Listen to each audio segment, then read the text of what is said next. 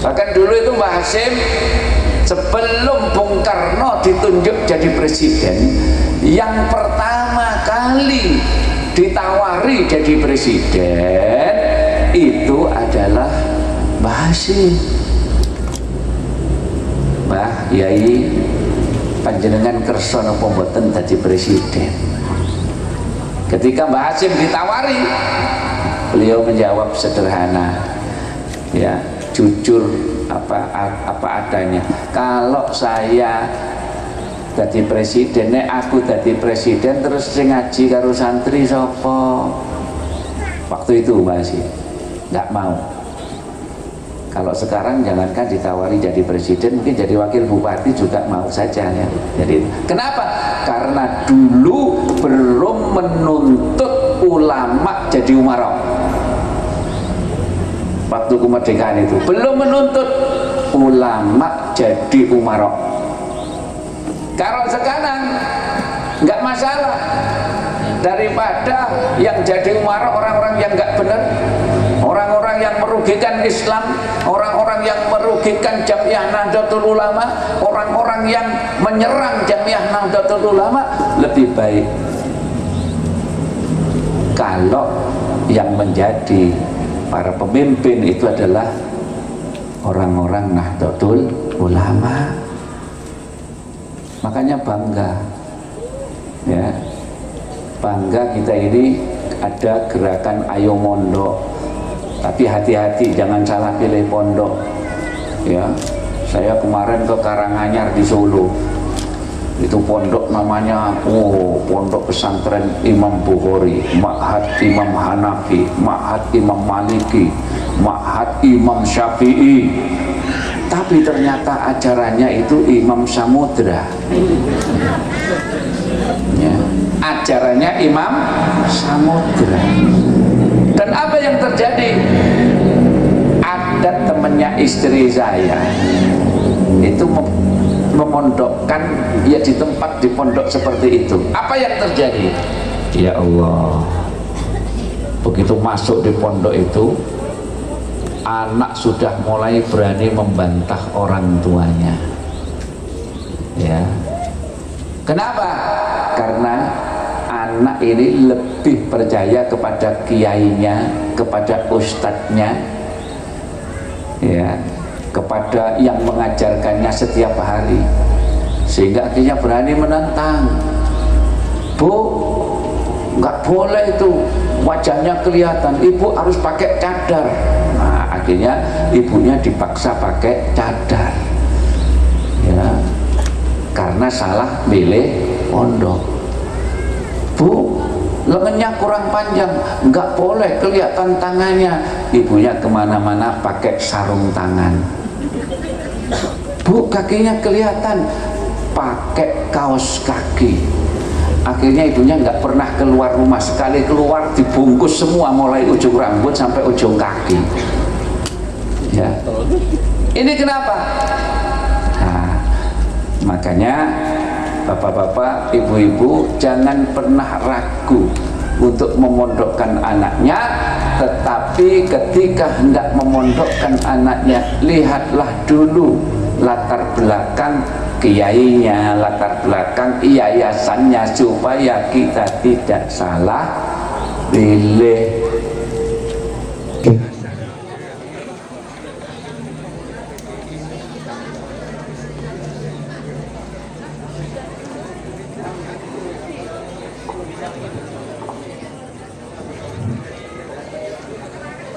Kepada hadirin dimohon maaf yang sebesar-besarnya karena ada kendala teknis atas ketidaknyamanannya.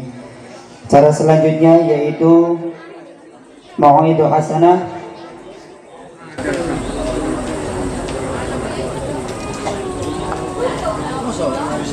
yang akan disampaikan oleh beliau Al-Mukarram Al-Mukhtaram Hatur Syekh Sahibul Fadilah Bapak Kiai Haji Fahmi Amrul Hadi. Kepadanya waktu dan tempat kami persilakan. Tafadhal masykur.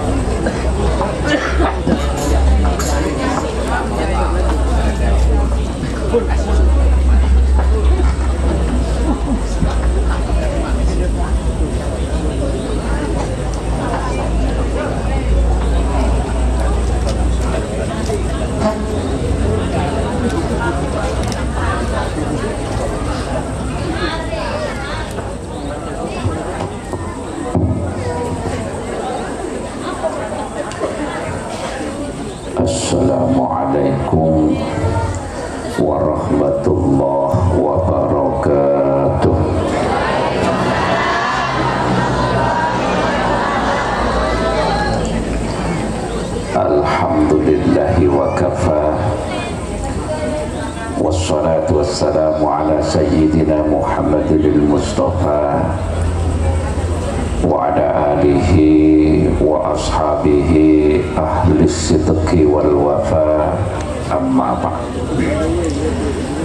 قال الله تعالى بسم الله الرحمن الرحيم كنتم خير أمة أخرجت للناس ta'muruna bil ma'rufi wa tanhauna 'anil munkar wa tu'minuna billah walau amana ahlul kitabi lakana khairan lahum minhumul mu'minun wa aksaruhumul fasiqun. Ashabal fadilah wal karamah, para alim, para ulama, para kiai, para bunyai, para asatid wal ustadzat ingkang tansah kula dherekaken sedaya fatwa-fatwaipun, wabil khusus beliau Al-Mukarram Al-Muhtaram Kiai Haji Tasrifin Murtafi selaku sesepuh IKPT, Kiai Mu'adham Idris saha pengasuh TPQ Al-Madaniyah, pengasuh Yayasan Al-Madaniyah Kiai Abdul Somad saha Ibu Nyai kang kula hormati, para wali santri, hadirin wal hadirat, para jamaah yang dimuliakan Allah Subhanahu wa taala. Pertama monggo kula panjenengan sedaya munjukaken rasa syukur dumateng ngarsanipun Allah Jalla wa Ala ingkang sampun paring nikmat, paring anugerah dumateng kula panjenengan sedaya sehingga dalu menika saged silaturahmi wonten majelis menika. Mugi-mugi silaturahmi kula panjenengan sedaya wonten majelis menika dados isyarah silaturahmi kula panjenengan sedaya minjang wonten swarganipun Allah. Amin ya rabbal alamin. Sholawat salam mugi tetep kalimpah dumateng junjungan kula panjenengan sedaya baginda Nabi Muhammad sallallahu alaihi wasallam. Hadirin hadirat rahimakumullah, acara inti sebenarnya adalah haflah dan tadi sudah ditampilkan santri-santri TPQ. Jadi acara saya ini bukan acara inti sebenarnya ya, tetapi karena saya diminta ya saya akan berbicara. Hadirin wa hadirat rahimakumullah, khususnya para wali santri, jangan ragu untuk menitipkan putra putri panjenengan semua itu di lembaga-lembaga yang sudah jelas seperti TPQ Al-Madaniyah.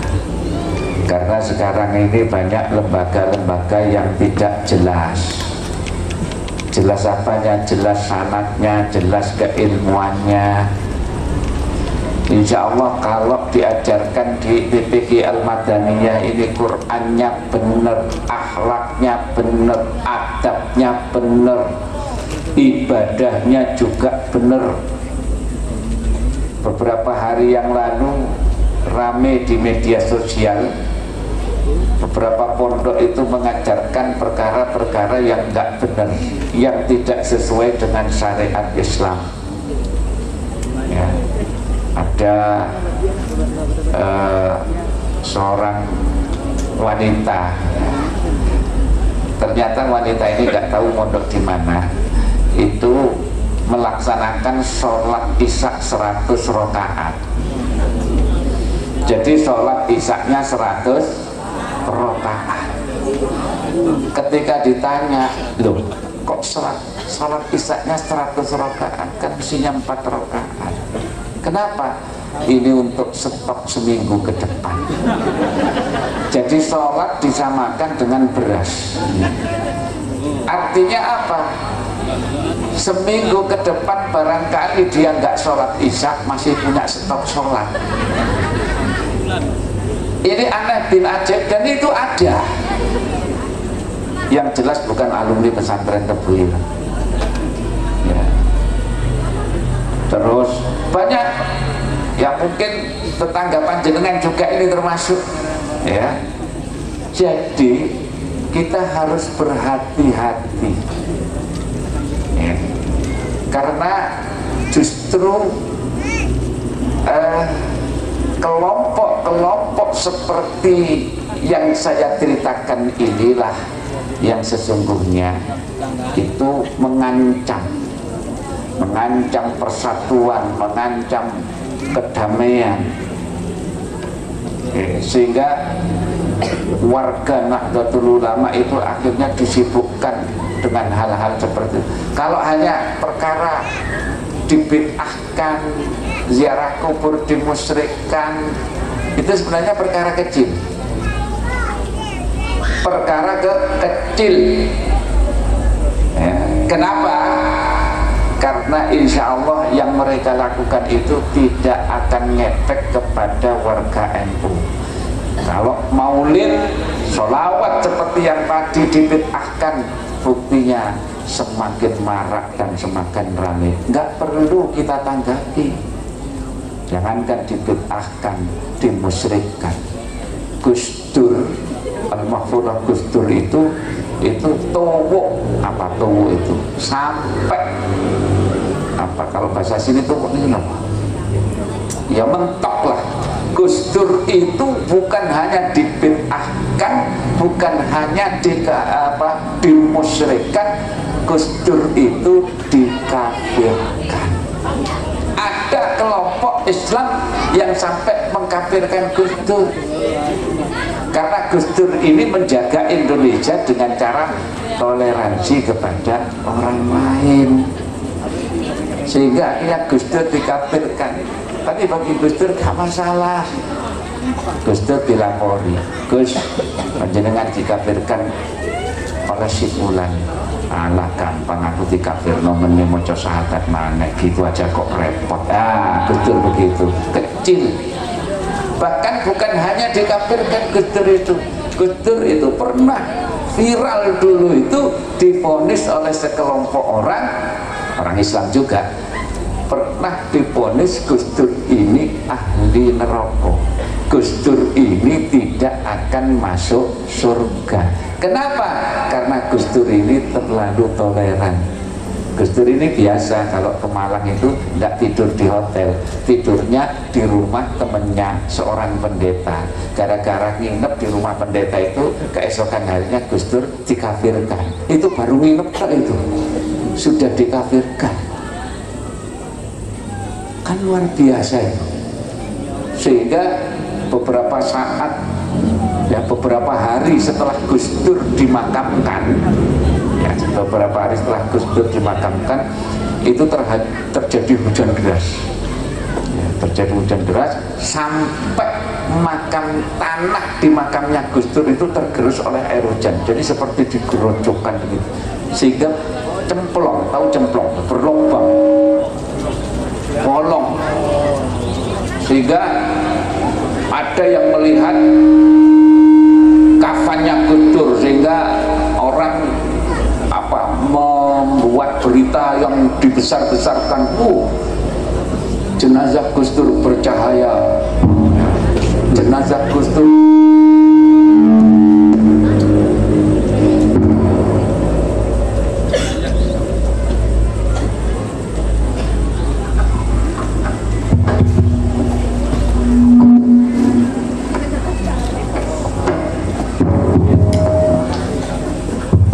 Ya, saya lanjutkan. Jenazah Gus Dur itu utuh. Ternyata yang membuat berita itu semua adalah para pedagang. Ya. Alasannya apa? Supaya yang berziarah banyak, dagangannya laris. Nah, itu strategi marketing oleh para pedagang sebenarnya. Nah, keluarga rapat. Saya masih ingat waktu itu rapat dipimpin langsung oleh Allahyarham Gus Solah. Topiknya pertama, kenapa tanah makam Gus Dur ini kok sampai tergerus ambles, Dan yang kedua, waktu itu disuurkan oleh orang-orang Gus Dur ini wali ke-10. Ya, saya ikut rapat waktu itu. Ada rombongan dari Madura.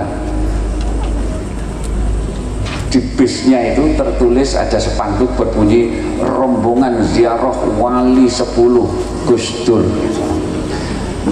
Saya tanya orang Madura, Pak, sampean yakin kalau Gus Dur ini wali? Oh yakin. Apa tanda kewaliannya? Zat berziarah banyak. Jadi wali kalau nggak ada yang berziarah perlu dipertanyakan kewaliannya. Jadi sederhana orang ini, yang berziarah banyak. Jadi kalau ada kuburan diziarahi orang banyak, insya Allah wali. Tapi wali nggak ada yang menziarahi, perlu dipertanyakan. Nah, rapat dipimpin langsung oleh Gus Solah membahas tentang dua hal itu. Yang pertama topiknya tentang kewalian Gus Dur. Kami keluarga tidak komen, tetapi waktu itu Gus Solah memutuskan kalau ada yang bertanya tentang kewalian Gus Dur, jangan kita ini komen, tapi jawablah Gus Dur itu orang yang ikhlas. Mungkin jadi wali karena keikhlasannya. Jadi Gus Dur itu orang yang ikhlas. Enggak ikhlas gimana? Jadi ketua PBNU 3 periode tetap miskin, mantan presiden di akhir hayatnya. Gus Dur itu walaupun mantan presiden, di akhir hayatnya itu cuma punya uang 200.000. Kalah dengan bakul pentol kalau di sini uangnya Gus Dur itu 200.000 cuma punya. Mana ada mantan presiden yang punya uang cuma 200.000 kalau bukan Gus Dur. Nah, akhirnya keluarga sepakat Gus Dur ini orang yang ikhlas, sehingga kalau punya apapun ya, makanya tadi saya katakan tetap nggak punya apa-apa, karena setiap kali Gus Dur itu diberi orang langsung dikasihkan ke orang lain. Ada satu kisah, suatu hari ada seorang kaya agnia itu sowan Gus Dur, Gus saya mau bersedekah sama panjenengan. Oh iya, ini Gus ada uang 400 juta, tolong panjenengan terima, ini sedekah dari saya. Oh iya, matur suwun, terima kasih. Nggak dihitung sama Gus Dur. Kalau kita ya kita hitung dulu, barangkali kurang 100.000, 200.000. Gus Dur nggak dihitung. Dipanggil itu ajudannya, tolong simpen uang ini, disimpan. Nah, tidak lama kemudian datang tamu yang lain. Uang tamunya Gus Dur itu 24 jam. Datang tamu yang lain ngaku dari Jawa Timur, sedang membangun masjid, kehabisan dana. Gus, saya ini sedang bangun masjid di Jawa Timur, sekarang ini kehabisan dana, padahal masjidnya baru sekitar 40%. Oh gitu, tolong ambil uang yang tadi semua Gus, semua. Jadi uang 400 juta sumbangan orang tadi, sodakohnya orang tadi itu oleh Gus Dur disuruh ngambil. Bu, kalau panjenengan punya uang 400 juta, ada orang minta sumbangan bangun masjid, berapa yang panjenengan berikan? 20 juta? 10.000? Kalau ada nemu 2.000 dikasih ya. Tapi Gus Dur uang 400 juta yang dikasih oleh orang tadi tidak dihitung, kasihkan orang ini. Semua Gus, semua, kata Gus Dur. Begitu ini orang ini menerima sumbangan 400 juta, ajudannya Gus Dur, Gus, panjenengan itu bagaimana? Panjenengan kan belum kenal dengan orang itu, kok panjenengan kasihkan saja? Nanti kalau dibujui, dibohongi, gimana? Ternyata Gus Dur jawabannya sederhana. Orang itu datang ke sini minta bantuan sama saya, tugas saya membantu. Perkara dia itu membohongi saya, menipu saya, itu urusan dia dengan Allah Subhanahu wa Ta'ala. Kalau bukan orang ikhlas nggak begitu. saking ikhlasnya wong. Nah, kemudian yang kedua, topik rapat keluarga itu perkara tanah kok sampai tergerus. Setelah diselidiki, ternyata kesalahan ada di petugas yang memakamkan. Biasanya kalau kita habis ngubur ya jenazah, itu tanahnya kan kita padatkan ya, kita injak-injak biasanya. Ternyata petugas ini tidak melakukan itu. Ketika ditanya, kenapa nggak kamu padatkan? Takut kualat.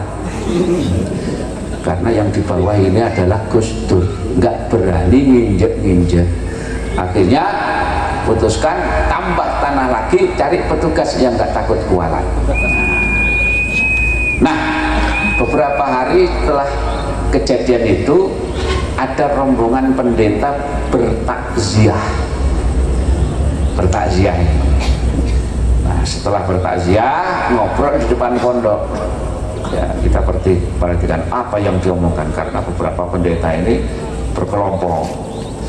Yang satu ngomong, saya dengar ada kelompok Islam yang mengkafirkan Gus Dur, dan Gus Dur itu divonis tidak masuk surga, Gus Dur itu masuk neraka. Kemudian yang sepuh, yang paling sepuh pendeta ini, ya mungkin suriahnya pendeta itu ya, kira-kira begitulah ya. Nah, itu ngomong kepada temannya, sudah teman-teman, kita nggak usah sedih. Kalau nanti Gus Dur ditolak masuk surganya umat Islam, kita ajak Gus Dur masuk surga kita. Jadi sudah punya kaplingan surga itu para pendeta. Itu saking sayangnya. Ya. Maka kalau urusan hanya sekedar dibid'ahkan, hanya sekedar dimusyrikan, itu kita tidak perlu menanggapi dengan emosi. Laksanakan amaliyah-amaliyah tersebut, bahkan semakin bikin supaya semakin marak ya, semakin marak. Tetapi ketika mereka sudah mengancam kemerdekaan Indonesia, mereka mengancam persatuan Indonesia, kita tidak boleh diam. Kenapa? Warga NU harus menyiapkan diri,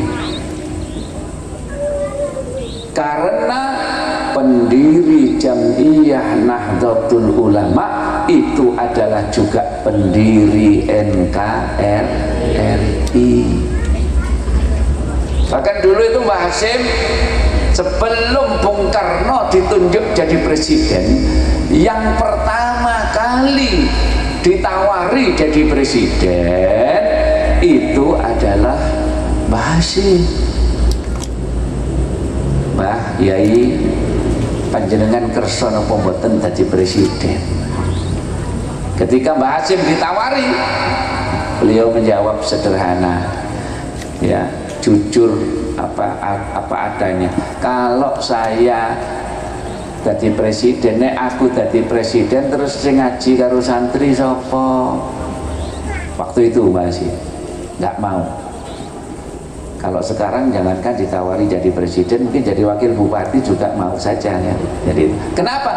Karena dulu belum menuntut ulama jadi umara. Waktu kemerdekaan itu belum menuntut ulama jadi umara. Kalau sekarang nggak masalah, daripada yang jadi umara orang-orang yang nggak benar, orang-orang yang merugikan Islam, orang-orang yang merugikan Jam'iyah Nahdlatul Ulama, orang-orang yang menyerang Jam'iyah Nahdlatul Ulama, lebih baik kalau yang menjadi para pemimpin itu adalah orang-orang Nahdlatul Ulama. Makanya bangga ya, bangga kita ini ada gerakan Ayo Mondok. Tapi hati-hati, jangan salah pilih pondok ya. Saya kemarin ke Karanganyar di Solo, itu pondok namanya pondok pesantren Imam Bukhari, Ma'had Imam Hanafi, Ma'had Imam Maliki, Ma'had Imam Syafi'i. Tapi ternyata ajarannya itu Imam Samudra ya, ajarannya Imam Samudra. Dan Dan apa yang terjadi? Ada temannya istri saya itu memondokkan ya di tempat di pondok seperti itu. Apa yang terjadi? Ya Allah, begitu masuk di pondok itu, anak sudah mulai berani membantah orang tuanya. Ya, kenapa? Karena anak ini lebih percaya kepada kiainya, kepada ustadznya, ya, kepada yang mengajarkannya setiap hari, sehingga akhirnya berani menentang. Bu, nggak boleh itu, wajahnya kelihatan, ibu harus pakai cadar. Nah, akhirnya ibunya dipaksa pakai cadar, ya, karena salah milih pondok. Bu, lengannya kurang panjang, nggak boleh kelihatan tangannya. Ibunya kemana-mana pakai sarung tangan. Bu, kakinya kelihatan, pakai kaos kaki. Akhirnya ibunya nggak pernah keluar rumah, sekali keluar dibungkus semua, mulai ujung rambut sampai ujung kaki. Ya, ini kenapa? Nah, makanya bapak-bapak, ibu-ibu, jangan pernah ragu untuk memondokkan anaknya. Tetapi ketika hendak memondokkan anaknya, lihatlah dulu latar belakang kiainya, latar belakang yayasannya, supaya kita tidak salah pilih. Ya, karena sekarang ini kita ini terus terang, ya, tadi saya dapat cerita dari Ki Abdul Somad bahwa di sini ini sudah mulai macam-macam, ya, gerakan anti tahlil dan sebagainya banyak. Nggak perlu ditanggapi, semakin ramaikan tahlilan, kalau perlu tahlilan setiap hari. Ya, ya. Jadi kalau perlu bikin HTI, Hizbut Tahlil Indonesia. Ya, itu bukan dengan cara berdebat, bukan cara adu dalil. Mereka tidak akan mempan diberikan adu dalil. Satu-satunya cara untuk mengatasi mereka, marakkan sholawatan, marakkan maulidan, marakkan tahlilan, marakkan manakiban dan sebagainya. Kalau ada yang tidak setuju, misalnya tadi ada Kiai Mu'adzam menyebut ada yang tidak setuju IKPT, manakiban dan sebagainya. Ya, silahkan tidak setuju, tapi untuk pribadi Anda sendiri, jangan ngajak-ngajak orang lain. Wong kita ini loh, ya Allah, tidak boleh kita ini merasa ini lebih benar sendiri. Ya, kenapa? Karena kalau kita ini merasa lebih baik, jadi mungkin mereka yang enggak tahlilan, yang enggak tibaan itu merasa lebih baik daripada yang tahlilan, yang tibaan. Hati-hati, sebab bisa jadi perasaan lebih baik daripada orang lain itu adalah salah satu sifat iblis, gitu loh. Iblis itu kan merasa lebih baik dibandingkan dengan manusia, dengan Nabi Adam ketika itu. Maka sekarang gerakan macam-macam, dan sekarang ini hati-hati karena ada upaya untuk memecah belah umat Islam. Dengan cara apa? Mempermasalahkan nasab. Di sini juga panjenengan juga mendengar perkara nasab ini, Pak. Beberapa waktu terakhir ini ada upaya untuk mengadu domba antara habaib dengan kiai. Ya, ada yang menyebut habaib palsu, ada yang menyebut kiai palsu. Hati-hati, jangan sampai kita melibatkan diri dalam urusan ini. Saya ditanya oleh orang-orang, bagaimana komentar Anda tentang polemik nasab ini? Saya jawab saja, saya ya enteng saja jawab. Bagi saya nasab itu tidak penting. Yang lebih penting bagi kita itu nasib. Kenapa? Nasab kita ini sudah jelas, ya kan? Begitu kita dilahirkan itu otomatis nasab kita sudah jelas. Ya, Abdullah bin Mahmud bin Muhammad bin Umar bin, jelas kan itu nasabnya sudah jelas. Yang belum jelas itu nasib kita. Kenapa kita harus ngurusi nasabnya orang lain sementara nasib kita ini belum terjamin? Nah, ini perlu saya sampaikan, terutama alumni Al-Mutabirah, jangan melibatkan diri dalam polemik nasab ini. Kenapa? Karena banyak guru-gurunya Hadratus Syekh Hasyim Asy'ari itu adalah dari sadah habaib, dari golongan habaib. Perkara palsu atau tidak nggak ada urusan. Apa susahnya kita ini memuliakan orang lain, kan begitu ya? Nggak perlu ada Habib, bukan saya Habib, kalau perlu saya tes DNA. Ngapain tes DNA segala? Nggak perlu. Hormati orang lain, itu perintahnya agama, itu memuliakan orang lain. Perkara ini dzuriyahnya siapapun, apakah ini dzuriyahnya bakul pentol, apakah ini dzuriyahnya bakul rujak, apakah ini dzuriyahnya bakul kopi dan sebagainya, yang penting kata Allah, inna akramakum indallahi atqakum, sesungguhnya yang paling mulia di sisi Allah di antara kalian adalah yang paling bertakwa. Jadi begitu. Maka tadi bagus tuh yang sambutan itu ya. Kalau di sini ini sebenarnya yang paling mulia itu bukan kiai-kiai, bukan saya, bukan, tidak. Kalau ibaratnya kata Mbah Hasyim itu, sopo sing gelem ngurus NU tak anggap santriku, sopo sing dadi santriku tak tungakno husnul khotimah saanak turune. Artinya apa?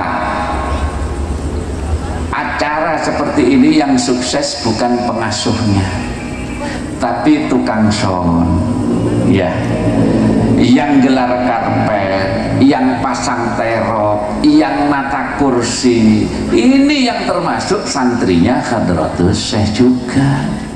Kalau Kiai Tasrifin, Kiai Muazzam ini jelas santrinya karena pernah mondok di Tebu Ireng. Tapi yang nggak pernah mondok di Tebu Ireng pun masih tetap bisa menjadi santrinya Hadratus Syekh. Kalau ada kegiatan NU silakan kita ini bergabung, itu bagian dari ngurus NU. Termasuk sahabat-sahabat Banten ini, ya Allah, ini santrinya Hadratus Syekh juga. Bahkan mungkin kelak di akhirat ini masuk surganya lebih dulu daripada Hadratus Syekh, untuk memastikan keamanan ya, supaya di surga itu aman ya, dicek semuanya, itu banter masuk duluan. Tapi ini guyon mas ya. Tapi matuk gitu loh. Kan kita ini kan begitu di dunia, kalau disambung terus minggir diamankan dulu kan tempatnya lah, termasuk nanti di surga mungkin begitu juga. Allahumma amin. Jadi banternya masuk untuk memastikan keamanan keadaan surga sebelum kiai-kiai masuk, kan begitu ya. Alhamdulillah ya. Supaya semangat banter ini, ganjarannya paling banyak ya. Nah, hadirin wal hadirat rahimakumullah, maka saya berharap agar ya kita wali santri, orang tua dan sebagainya, anak-anak kita ini kita ajarkan ilmu-ilmu yang bermanfaat ya, diajarkan bukan hanya ilmu ya, tapi juga adab, tapi juga karakter, karena kita tidak tahu ya, siapa tahu 30 tahun yang akan datang alumni TPQ Al-Madaniyah ini ada yang jadi Bupati Indramayu, Allahumma. Siapa tahu ketua DPRD-nya itu lulusan Al-Madaniyah, Allahumma. Ada yang jadi menteri, Allahumma. Kalau jadi kiai biasa ya kan, kita tidak tahu. Maka yang paling luar biasa itu, yang paling hebat mendidiknya itu adalah sejak TPQ ini. Semangatlah guru-guru mengajarkan TPQ, karena profesi yang mulia itu adalah guru TPQ. Saya teringat ada seorang santri Ya, ada seorang santri itu sowan kepada kiainya, ditanya, kamu apa sekarang kegiatannya? Anu yai, dulu saya ngajar TPG, terus sekarang sejak saya buka konter itu pelan-pelan saya tinggalkan, saya nggak ngajar TPG lagi. Apa kata kiainya? Salah. Ya, seharusnya pertahankan kamu itu ngajar TPG. Kalau kamu itu ngajar TPG, ngajar ucapan lafaz Bismillahirrahmanirrahim, kamu ajarkan kepada anak-anak kecil itu, dan kemudian kamu ajarkan Fatihah, selama anak-anak itu melakukan kebaikan selalu baca Bismillah yang kau ajarkan, selama itu pula engkau mendapatkan aliran pahala. Lah kamu sekarang kok malah jadi penungguk konter itu loh, terus batine untungnya berapa, pulsa itu paling ya nggak sampai 1000, sementara yang sudah jelas pahalanya kamu tinggalkan. Semangat guru-guru TPG, karena salah satu cita-citanya Hadratus Syekh yang belum terlaksana sampai beliau wafat adalah ngajar TPG. Jadi Mbah Hasyim satu ketika itu silaturahmi ke Kajen, ke Pati, kepada Kiai Salam, Kiai Abdus Salam. Ya, nah Kiai Salam ini sahabat Mbah Hasyim, ya, itu kakeknya Kiai Sahal Mahfud. Nah, begitu sampai di Pati, di dalamnya Kiai Abdus Salam, ya, sama dengan Kiai Abdus Somad ya tadi, Abdus Somad. Kiai Abdus Salam, begitu sampai di dalamnya Kiai Abdus Salam tadi, Mbah Hasyim melihat ternyata Kiai Salam sedang mengajar anak-anak kecil TPG, ngajar Al-Quran. Begitu melihat Kiai Salam sedang mengajar Al-Quran, Mbah Hasyim menahan langkahnya, dipandang dari jauh. Beliau tidak mau mengganggu Kiai Salam yang sedang mengajar TPG, tetapi ketika memandang itu tampak butir-butir air mata keluar dari mata Hadratus Syekh. Maka pendereknya, ya santrinya yang namanya Nahrawi itu bertanya, wonten napa yai kok panjenengan mular, kenapa anda menangis? Ya, Mbah Hasyim menjawab, aku punya cita-cita sejak dulu yang belum pernah terlaksana sampai sekarang. Nopo yai? Taklimus sibyan, mengajar anak-anak kecil Al-Quran. Sedangkan Kiai Salam sudah menikmati mengajar anak-anak kecil itu. Aku iri dengan beliau. Maka guru-guru TPG bersemangatlah, karena anda melebihi cita-citanya Hadratus Syekh. Allahumma amin. Hadirin wal hadirat rahimakumullah, rasanya tidak layak, tidak etis, karena ini waktunya juga sudah jam berapa ini? Sudah jam 11:30. Hampir setiap hari nyuwun sewu, saya ini jam 12 malam istirahatnya, mulai 3 hari yang lalu. Ini terakhir saya mohon pamit karena besok pagi harus kembali ke Tepiran. Tetapi mengucapkan selamat mungkin kepada TPG Al-Madaniyah, semoga ke depan semakin berkembang, semakin menebar manfaat, semakin menebar berkah, khususnya bagi warga sekitar dan umumnya bagi umat Islam dimanapun berada. Kalau ada kata-kata yang tidak berkenan di hati panjenengan semuanya, mohon dimaafkan. Hadanallahu wa iyyakum ajma'in wa lafu minkum. Kita tutup dulu dengan membaca doa, semoga kita semuanya diberikan umur yang berkah, diberikan rezeki yang berkah, putra putri menjadi putra putri yang soleh solehah, ilmunya manfaat barokah, dan kelak kita diberikan husnul khotimah. Ala hadiniyah al-fatihah. A'udzubillahi minasyaitonir rajim. Ar-Rahmanir-Rahim. Iyyaka na'budu wa iyyaka nasta'in. Shiratal ladzina an'amta 'alaihim ghairil maghdubi 'alaihim waladdallin. Amin. Bismillahirrahmanirrahim. Alhamdulillahi rabbil alamin. Allahumma shalli ala sayyidina Muhammadin wa ala ali sayyidina Muhammad.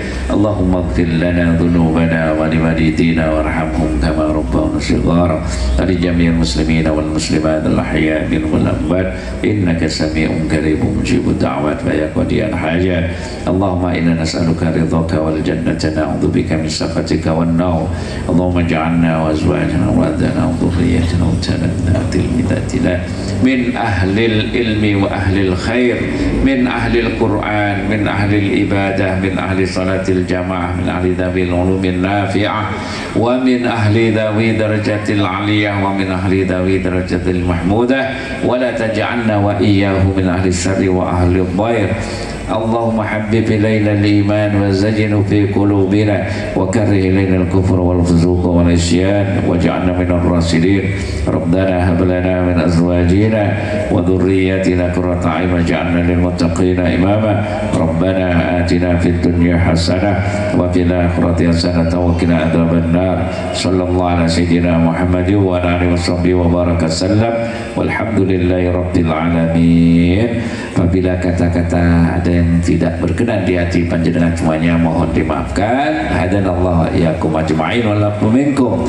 Assalamualaikum warahmatullahi wabarakatuh.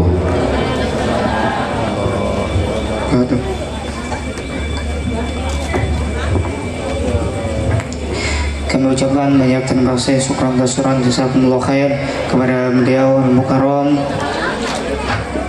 Bapak Kiai Fahmi Abdullah